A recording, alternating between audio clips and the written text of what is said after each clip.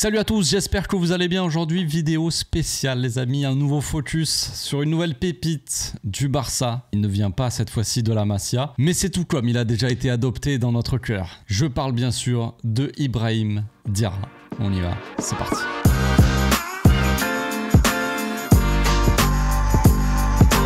Au passage, n'hésite pas à nous rejoindre si c'est pas encore fait et à partager la chaîne autour de toi, ça fera plaisir à tonton. Vous avez été nombreux à me demander cette vidéo, donc voilà, hein, c'est comme ça, j'obéis. Non mais c'est un plaisir aussi de faire cette petite analyse aussi sur ce jeune joueur qui est arrivé très récemment. Donc on va présenter tout d'abord un petit peu le joueur. Pour ceux qui ne le connaissent pas, Ibrahim Diarra, c'est un jeune international, je sais pas si on peut dire ça, international, mais oui, il est avec les jeunes du Mali. Il a déjà participé à pas mal de compétitions avec son pays. Déjà, tout d'abord, c'est là qu'il a été vraiment découvert. C'est là qu'il a explosé. C'est à la Coupe du Monde des U17. C'était en 2023. Moi, je suivais cette Coupe du Monde avec l'Espagne. Je regardais Bernal et Cubarsí à l'époque où ils n'étaient pas encore vraiment avec le Barça, avec les 10 premières. Je les suivais en Coupe du Monde avec l'Espagne, je me régalais. Et puis on entendait beaucoup parler de cette jeune pépite Ibrahim Diarra. Mais qui est ce jeune joueur qui fait beaucoup parler de lui? Il a fini quand même presque l'une des stars, une des stars de cette Coupe du Monde là. Il a fait parler de lui avec son pays parce que déjà ils sont arrivés à la 3e place. C'est un profil particulier parce que c'est très polyvalent. Il peut jouer. Moi je le vois comme un attaquant en fait, un mec plutôt ailier on va dire, mais qui peut jouer un peu partout au milieu de terrain. Mais c'est un joueur qui est quand même assez offensif, même s'il joue pas vraiment, c'est pas un pur buteur, mais pourtant il a fini meilleur buteur de son pays. Dans cette compétition là, donc il a fini 3e en battant l'Argentine pour la 3e place, l'Argentine de Mastantuono, je crois qu'on prononce ça comme ça, et de Echeverri, qui étaient un peu les stars, voilà, on parle souvent des Sud-Américains qui sont très cotés, c'est un petit peu les stars offensives de cette Coupe du Monde là. Au final, ils se sont fait éclater par le Mali 3-0. Bon bref. Donc après ça, il a vraiment explosé, hein. Beaucoup de monde en a parlé. Le Barça a rapidement sécurisé le dossier. Ils l'ont signé, mais il pouvait pas encore arriver parce qu'il n'avait pas encore 18 ans, tout ça. Donc il y a eu cette attente-là. Donc il est arrivé, il a signé officiellement au Barça en décembre. Dans un premier temps, il a signé plutôt avec les juvéniles, pas avec le Barça B. Il est vraiment resté avec les juvéniles le temps de s'adapter, tout ça. Et il y a eu une petite période d'adaptation de quelques mois. Les premiers mois ont été compliqués, on va dire, entre guillemets. Il jouait pas forcément titulaire dans l'équipe. Le temps de s'adapter à ce jeu-là. Vous savez, dans le Barça, surtout dans les équipes juvéniles, tout ça, il y a beaucoup de joueurs qui jouent ensemble depuis longtemps. Beaucoup de joueurs qui sont formatés Masia, qui sont vraiment dans un moule Barça depuis qu'ils sont bébés. Ils comprennent le jeu, ils jouent ensemble, ils se comprennent, tout ça. Il y a ces automatismes-là. Puis quand tu arrives comme ça d'un football qui n'a rien à voir, le temps de t'adapter, de comprendre aussi où te placer, comment tes coéquipiers jouent, forcément, il y a évidemment une période d'adaptation, c'est assez logique. Il a fait son premier match en fin janvier. Puis après, voilà, il a le temps de s'adapter, comme je vous l'ai dit. Mi-avril, je crois, courant du mois d'avril, il a enchaîné 3 matchs où il a marqué dans les 3 matchs. Donc ça, c'est plutôt pas mal. Pour finir la saison en beauté avec la finale, vous savez, de la Youth League, donc Ligue des Champions des U19, où il met un doublé et une passe D. Rien que ça. Maintenant, son profil, c'est un joueur qui est très direct. Très vertical, un peu comme il nous fait penser un petit peu, je veux pas comparer les deux joueurs, mais un peu à Fermin au final, parce que c'est un joueur, même s'il joue milieu de terrain, c'est un joueur qui est quand même très porté vers le but, très très offensif. Il a un gabarit assez grand d'ailleurs, hein, 1m80, bon c'est pas immense non plus, mais c'est pas un petit ailier, un petit mec assez vif, c'est plutôt un mec assez grand, assez physique quand même. C'est pas typiquement un milieu de terrain, vous savez, il joue à côté d'un mec comme Kim Jong-un par exemple, qui fait, il fait 1m20, il est tout petit, tout vif, très technique. Ibrahim Diarra, c'est plus un gabarit un peu plus imposant, quoi, on va dire. Donc forcément, il n'a pas la même vivacité, pas la même explosivité. Maintenant, c'était un joueur, comme je l'ai dit, qui driblait beaucoup pendant la Coupe du Monde, et c'est pas ce que j'ai vu vraiment avec le Barça, avec les juvéniles. Ça reste un joueur quand même technique qui fait quelques différences. Surtout, j'ai l'impression, par des contrôles orientés et tout ça, maintenant, c'est pas un dribbleur, vraiment. Je ne trouve pas, en tout cas. Je trouvais que c'était un dribbleur pendant la Coupe du Monde, mais maintenant qu'il est au Barça et qu'il a peut-être un petit peu changé son jeu, il a essayé, peut-être après il y a question d'adaptation, il voulait peut-être pas en faire trop, dribbler trop pour on va dire imposer son jeu à lui, il voulait peut-être plus rentrer un petit peu dans le moule et s'adapter. C'est peut-être pour ça qu'il a un petit peu moins dribblé, j'en sais rien, à voir aussi dans le futur, ça se trouve plus en plus il va être à l'aise on va dire et il va vraiment jouer son football et peut-être être un peu plus dribbleur. Maintenant ça veut pas dire qu'il est pas technique, attention. Comme je l'ai dit, de base c'est plutôt un attaquant, un ailier. très porté vers le but, mais avec les juvéniles, il joue plutôt milieu de terrain. Et exactement, il joue plutôt au poste, on pourrait dire, si on devait comparer un petit peu avec l'équipe première, il jouerait au poste d'Olmo ou de Fermin Lopez quand il joue milieu très offensif. Vite fait, d'ailleurs, petite actu, mais on l'a vu qu'il est revenu très tôt, assez rapidement à l'entraînement. Là, il a écourté ses vacances comme l'ont fait un peu certains joueurs de l'équipe première. Il a écourté ses vacances et il vient se préparer là pour normalement faire la pré-saison du coup avec l'équipe première. Donc on y va pour l'analyse en images, c'est parti. On va commencer direct par les buts. Comme je vous l'ai dit, c'est un milieu de terrain très offensif et si on doit lui donner sa plus grande qualité, on va dire c'est son jeu très vertical, très direct, très porté vers l'attaque, très offensif. Un joueur qui pourra, à mon avis, de par son profil, même si c'est pas un profil, il n'est pas formaté vraiment Barça, c'est un joueur qui peut s'adapter justement au système de Flick. Alors peut-être pas tout de suite, évidemment, c'est encore jeune pour ça, mais c'est un profil qui est tellement direct, tellement vertical que Flick, ça m'étonne pas qu'il aime bien ce style de joueur. Donc au début de l'action, on a une relance de Andrés Cuenca et là on a Ibrahim Diarra donc qui est là. Là on a Kim Ji-hyun qui vient se placer plutôt axial. Là on a le 6, le pivot, Brian Farinas. Là on a Kim Ji-hyun qui est le milieu intérieur gauche ou alors dans le double pivot potentiellement, style de Pedri pour vous donner une idée. Andrés Cuenca donc qui relance, qui ressort un petit peu le ballon court. On a là, ici ça c'est le 9, c'est Hugo Alba. Alors Hugo Alba c'est un profil de 9 qui est assez polyvalent dans le sens où il va venir chercher un petit peu le ballon presque comme un faux 9 où il va dézonner beaucoup pour venir chercher dans les pieds. Là en l'occurrence il fait un appel mais avant vous voyez il était presque milieu intérieur gauche. Et donc là vraiment dans l'axe au poste de 9 il n'y a personne. Bref, et donc là c'est pour ça qu'Ibrahim Diarra il est assez haut. Cuenca qui va trouver Kim Ji-hyun et on voit direct l'appel, vous voyez un petit peu dans le demi-espace là de Ibrahim Diarra. On a l'appel probablement, on voit les ombres là, mais on a l'ailier qui est très écarté. Ibrahim qui continue un petit peu son appel à demander la balle. Kim Ji-hyun là il va vouloir jouer le 1-2. Là je crois que c'est Arnaud Pradas qui est complètement seul, mais on a Kim Ji-hyun qui vient jouer le 1-2, ça se voit à sa passe. Vous voyez il fait une petite passe. Il la donne pas en profondeur, Diarra, il la donne vraiment pour qu'il joue en appui, en 1-2 sur lui et potentiellement après qu'il lance Arnaud Pradas qui serait complètement seul, qui pourrait attaquer la surface. Ibrahim Diarra joue pas le 1-2, il va faire son contrôle. Là ce qu'on peut noter aussi c'est sa puissance, son côté un petit peu athlétique, qui fait la différence aussi, surtout dans ces jeunes catégories, évidemment. Quand il va arriver en équipe première, jouer la pré-saison, qui jouera potentiellement, s'il devait jouer avec l'équipe première, physiquement, il y aurait moins d'avantages pour lui parce que les joueurs ont tous généralement un physique assez imposant. Là, c'est un match, je ne l'ai pas précisé, mais c'est un match de Youth League, ce qui fait que c'est que des U19. Donc, ce qui fait que si tu as un gabarit un peu plus imposant que la norme, on va dire, bah, tu vas réussir à en faire, on va dire, un réel avantage, quoi. Qui ne sera pas forcément le cas dans des compétitions vraiment haut niveau professionnel, quoi. Bref, donc il s'aide de son physique pour protéger le ballon, le contrôler. Et ce qui fait, bah voilà, hein, il ne se pose pas de questions, il arrive, il frappe. Bon, la frappe, elle est un peu presque écrasée, mais bon, ça fait but. Donc vraiment là on a un petit peu la palette du joueur milieu comme je vous l'ai dit dans la position offensive qui fait son appel dans la profondeur, qui n'hésite pas un petit peu comme peut le faire Olmo ou Fermin quand il joue à ce poste, et un joueur qui va pas trop se poser de questions, tu lui donnes la balle, il va essayer de se l'emmener et de marquer. C'est un joueur qui est très porté vers le but, très porté vers l'attaque. Nouvelle séquence encore en Youth League. Le but d'avant c'était contre la même équipe, hein, c'était la finale de la Youth League, ça j'ai pas précisé. Donc deuxième but de Diarra. Là on voit un grand dégagement, hein, on le voit pas avant, mais grand dégagement de la défense du Barça sur Arnaud Pradas ici qui va patienter, qui va se faire son petit crochet extérieur. Et là on voit l'appel intéressant de Diarra, toujours, bon ça c'est logique, hein, on voit la zone ici, on voit le 9 qui vient faire son appel au second poteau. Donc là le défenseur central c'est compliqué, soit il sort sur Diarra, soit il reste sur Hugo Alba, mais c'est compliqué pour lui parce qu'il a deux joueurs à prendre potentiellement. Et là Arnaud Pradas il a pu dribbler là, s'ouvrir l'angle de passe, un petit peu comme peut faire Lamine Yamal où il va faire son crochet et une petite passe comme ça entre les deux joueurs dans l'espace. Il arrive à attirer deux joueurs et à libérer complètement Diarra qui va faire son appel ici dans la bonne zone. Hop, ce petit contrôle là. On voit le défenseur toujours qui est un peu figé, hein, un peu, il est ancré au sol, il sait pas trop quoi faire en fait je pense, donc il reste là. Donc Diarra qui va s'emmener le ballon tout simplement, hop, marqué.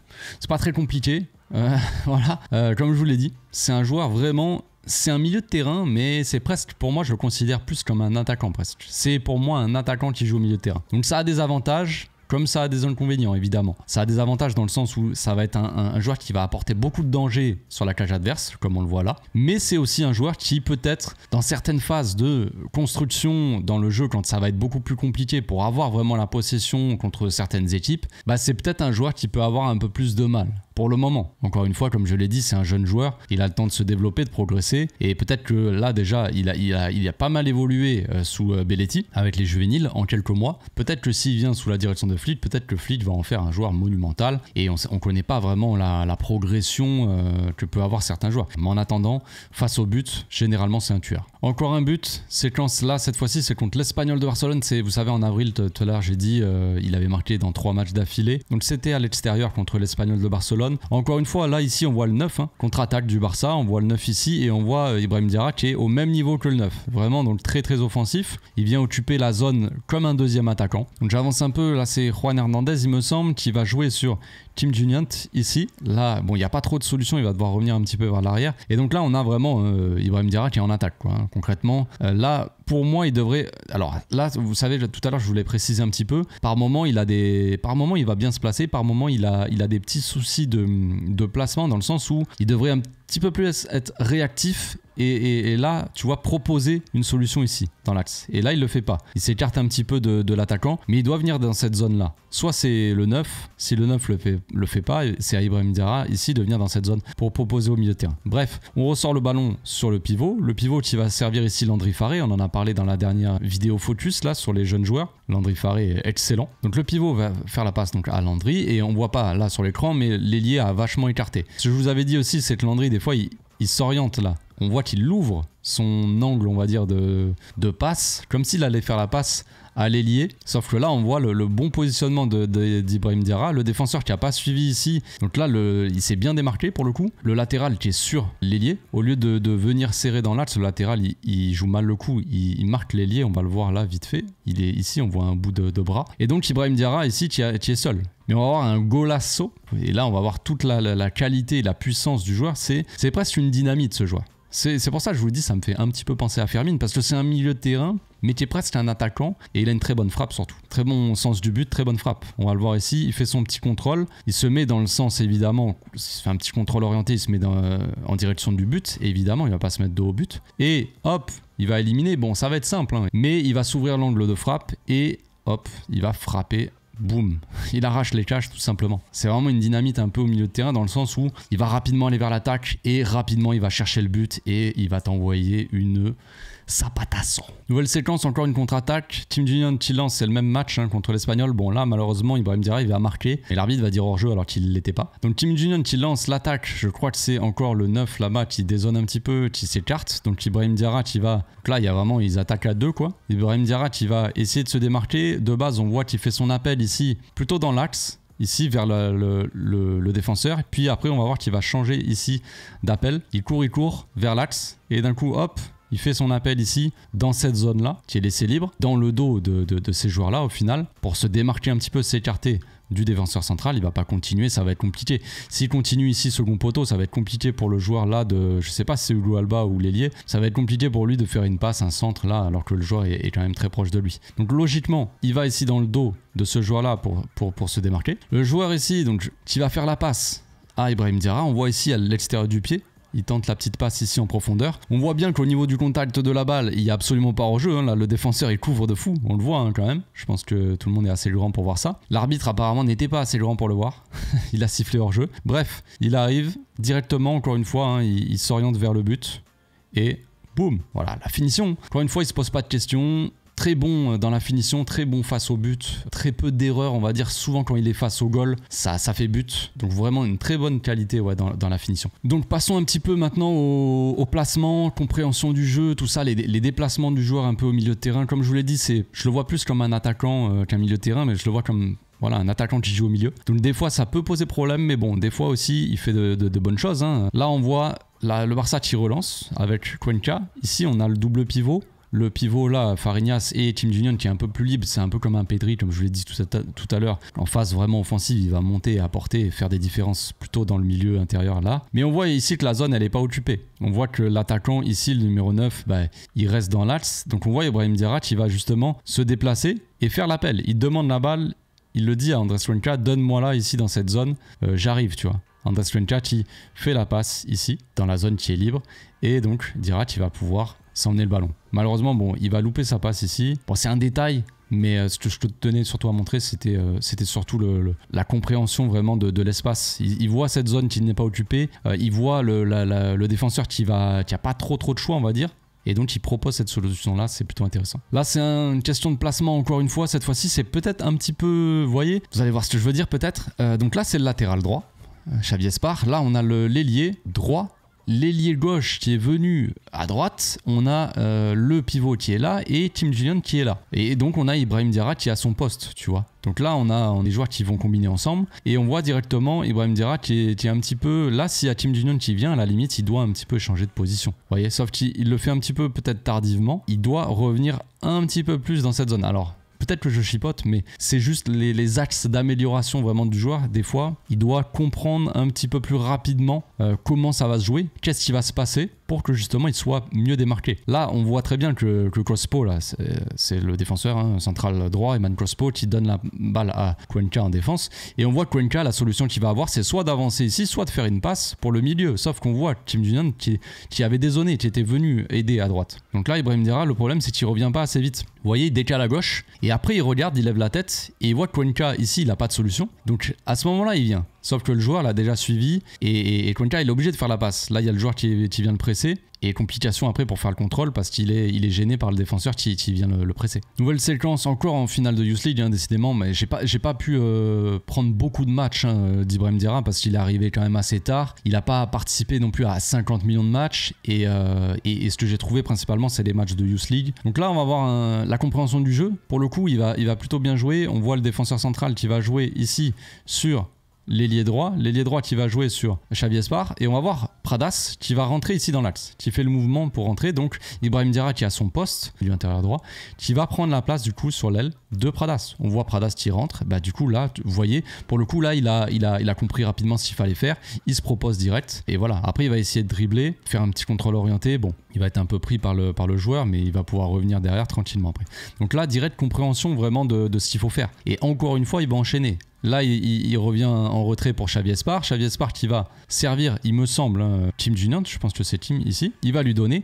Et qu'est-ce qu'il fait direct? Il sait très bien qu'il faut prendre la profondeur. Ici, il y a surtout qu'il y a le défenseur qui sort. Donc là, pour le coup, vous voyez, je vous ai dit avant qu'il fallait qu'il comprenne, qu'il capte un petit peu plus vite pour apporter des solutions. Et là, sur cette séquence, il a compris rapidement ce qu'il fallait faire. Dézoner à droite, revenir dans l'axe, partir, faire un appel dans le dos, même s'il est évidemment gêné un petit peu par ce joueur. Mais on voit que Tim Gillian, très intelligent, c'est un milieu qui comprend très bien le jeu du Barça, qui va le lancer direct en une touche, il va lancer en profondeur. Bon, la passe elle est un peu compliquée, il y a un petit rebond, c'est sur son mauvais pied, donc c'est un peu compliqué à la contrôler. Mais pour le coup là, les déplacements sont parfaits. Ça aurait pu finir avec un but où il fait un petit contrôle, il fait une passe, j'en sais rien. Mais ce qui m'intéresse surtout, c'est vraiment la compréhension, les déplacements. Nouvelle séquence, cette fois-ci, on va parler un petit peu de construction du jeu. Comme je l'ai dit tout à l'heure, voilà, vu que c'est un joueur qui est très offensif, on peut par moment se dire qu'on va pas le voir à la construction, mais ça n'empêche pas que c'est un joueur quand même qui, quand faut aider, faut aider.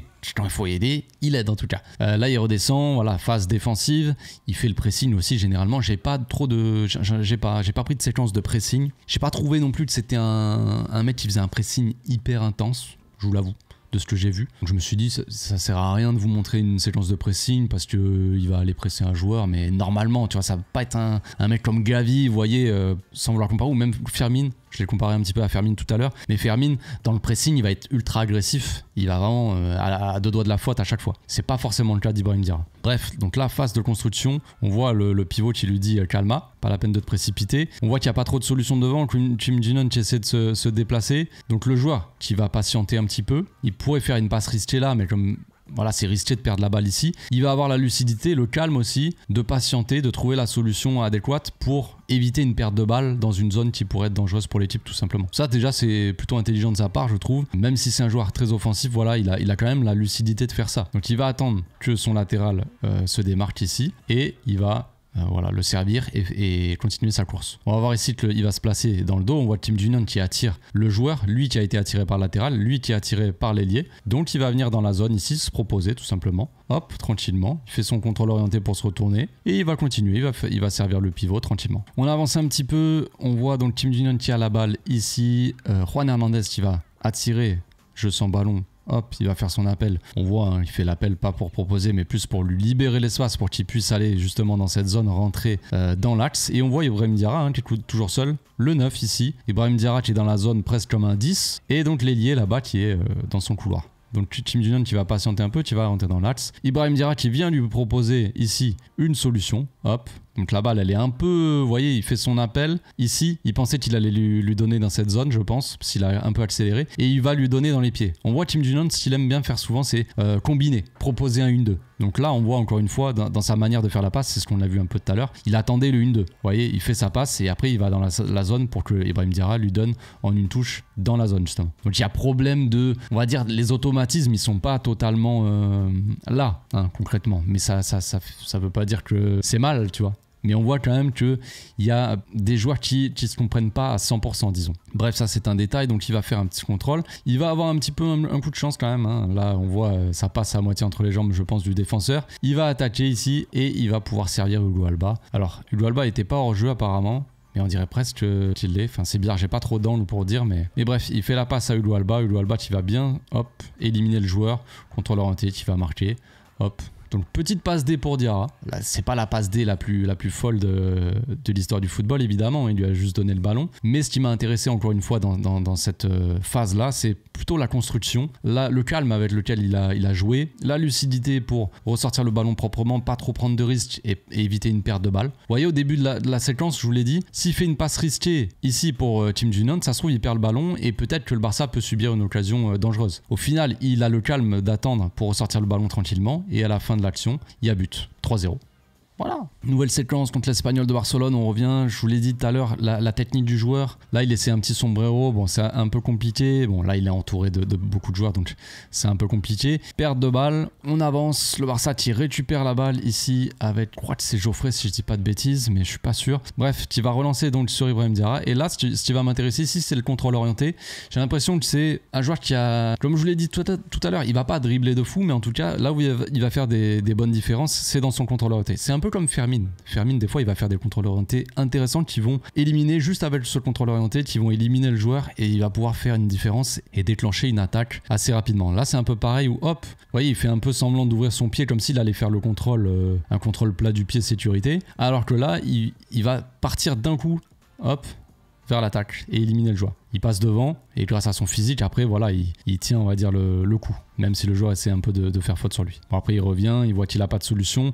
Il revient derrière tranquillement en retrait pour le pivot. Et on voit encore une fois ce qu'on a vu tout à l'heure, hein, quand il marque contre l'Espagnol le premier but. On voit le pivot qui va servir Landry dans cette zone-là. Landry qui vient, je l'avais déjà dit, hein, mais Landry qui n'est pas forcément un latéral ultra offensif qui va trop déborder, mais ça va être plus un latéral un peu qui vient un peu à l'intérieur. Et là, ce qu'on voit, c'est encore une fois Landry qui a le ballon ici et Ibrahim Diarra qui va faire son appel dans cette zone. C'est dommage que Landry le voit pas. Je pense que le contrôle est mauvais et que du coup, peut-être le joueur arrive trop vite sur lui. Mais là, l'appel est intéressant encore une fois. Franchement, l'appel est encore intéressant parce que si Landry arrive à lui donner ici dans la profondeur, ah, attention, hein. S'il fait le bon contrôle, qu'il se place bien, il peut allumer les cages encore une fois. On va finir avec deux petites séquences qui vont être un petit peu, peut-être un peu négatives, on va dire, des choses à travailler. Je pense que là, le joueur doit un peu plus scanner. J'ai pas l'impression qu'il scanne vraiment, donc là, il est vraiment focus sur ce qui se passe là. Le Barça qui récupère la balle, on voit là, il regarde vers l'avant, en fait. Et le problème, quand vous scannez, il faut scanner partout.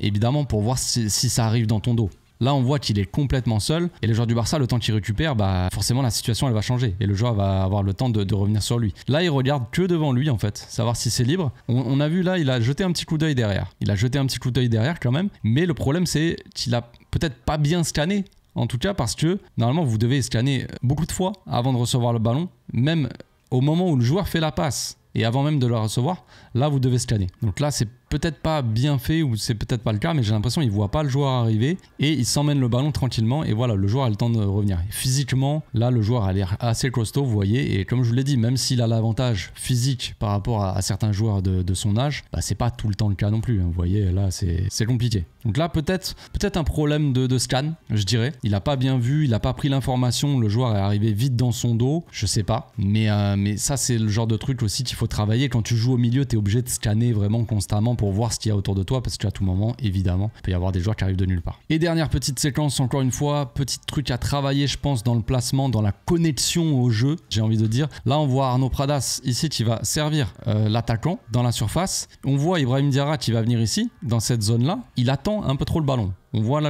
alors là, je pense que c'est le milieu de terrain, probablement Kim Ji-hyun, qui va libérer un peu l'espace, faire l'appel, et on voit Ibrahim Diarra, il attend un peu trop peut-être le ballon. Vous voyez, il est un peu stoppé comme ça, et après il se démarque, il va dans cette zone.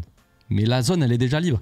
Il doit y aller peut-être un petit peu plus tôt, vous voyez. Là, il perd un peu de temps, et du coup, là, peut-être qu'il aurait pu frapper. S'il avait été déjà là, peut-être que le joueur lui fait la passe, il frappe instantanément, j'en sais rien. Donc là, il se pousse sa balle, peut-être il la pousse un peu trop loin, le défenseur a le temps de sortir.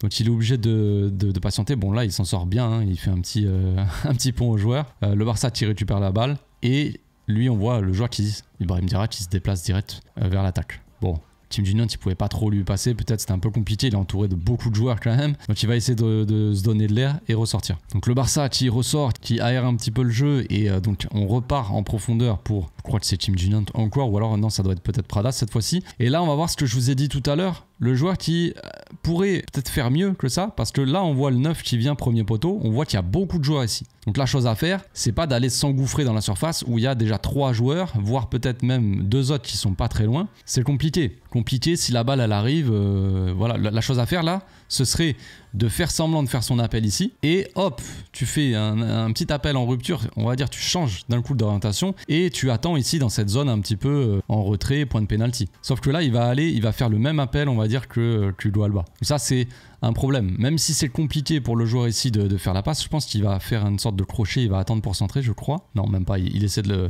Bon, il tente la frappe, donc bon, il aurait jamais eu la balle dans tous les cas, mais peut-être que là la chose à faire, en tout cas dans la proposition, je dirais, dans les intentions, ça va être de faire semblant évidemment d'y aller pour tromper ce défenseur là et venir se démarquer ici en retrait. Parce que là, si encore on avait ce joueur là qui était là, il va pas aller forcément dans la même zone. Mais là, je suis pas sûr que ça soit le bon appel à faire, parce qu'il va s'engouffrer un peu dans la surface et on voit que c'est compliqué parce que physiquement, il faut qu'il se batte un petit peu avec ses bras, avec le joueur pour y aller quoi. Donc c'est dans ce sens là où j'ai envie de dire qu'il y a certaines choses à rectifier, à travailler dans sa compréhension des fois. Et ça veut pas dire qu'il faut tout jeter non plus. Il y a des choses, comme je l'ai dit, il y a des choses positives, très positives, et quelque chose qui sont pas des choses négatives, mais des choses qu'il faut travailler tout simplement. Voilà pour le focus, j'espère que ça vous a plu.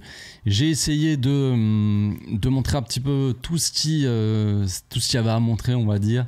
J'ai essayé de montrer aussi certaines choses un petit peu qu'il faut travailler aussi, les axes d'amélioration du joueur. Il n'y a pas que des choses positives à chaque fois. Il y a des fois, je vais vous faire des focus où je vais pas forcément trouver d'actions, on va dire, à travailler, ou des actions, on va dire, négatives sur certains joueurs, parce que j'en vois pas, ou parce que peut-être que je loupe certaines actions de certains matchs.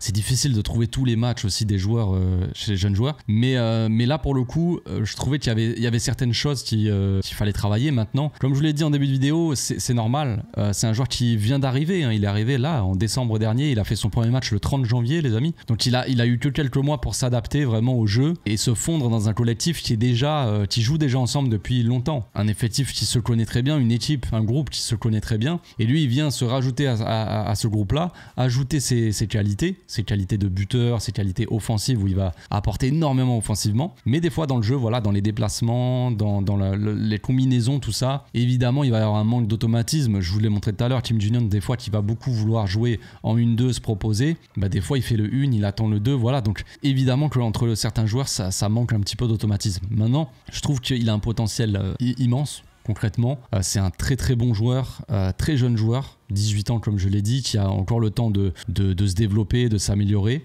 Mes vidéos focus, c'est pas pour vous dire le gars il doit absolument rejoindre l'équipe première. Comme je l'ai dit avec Landry la dernière fois, peut-être avec Virgili aussi, j'avais précisé que je pense pas que c'est des joueurs qui vont arriver direct en équipe première, qui vont pouvoir entrer dans la rotation. Je pense pas. Et c'est pareil pour Ibrahim Diarra. Pour le moment, c'est un joueur qui doit encore s'améliorer sur certains points. Tout ça, on va voir avec la pré-saison. Peut-être qu'il va complètement exploser physiquement. On sait que Flick lui a préparé, lui a concocté une petite prépa pour qu'il soit prêt pour la pré-saison, qu'il puisse vraiment montrer ce qu'il vaut, on va dire. Donc peut-être qu'il va faire une pré-saison de malade mental et qu'il va intégrer l'équipe première. C'est une possibilité. À quel poste? Comme je l'ai dit, il peut jouer, il est très polyvalent, il peut jouer en attaque. Il pourrait même peut-être jouer 9, franchement, vu comment il se déplace. Son physique aussi, c'est pas un petit gabarit, donc en attaque, c'est toujours intéressant d'avoir un gabarit un peu plus, on va dire, imposant, tu vois. Il est pas immense, c'est pas Haaland, mais je veux dire, il a pas ce petit gabarit de milieu de terrain typique Barça, vous voyez, où dans les petits espaces, ça peut aller très vite. Donc pourquoi pas le voir jouer 9 dans le futur, j'en sais rien exactement comment il pourra vraiment évoluer, mais je pense c'est un joueur qui est quand même très polyvalent, très porté vers l'attaque, qui peut faire de belles choses au Barça. Maintenant, comme je l'ai dit, il y a le potentiel des joueurs et il y a vraiment ce qui se passe dans le futur. On n'est jamais vraiment sûr de ce qui peut se passer. Je pense que c'est une sorte de diamant brut qu'il faut vraiment polir. Il faut arriver à pas forcément le formater Barça parce que c'est pas toujours très bon. Je trouve que c'est assez intéressant de faire venir des joueurs un peu en dehors qui apportent quelque chose de différent, qui change un petit peu ce jeu du Barça, qui peut faire des différences d'un coup.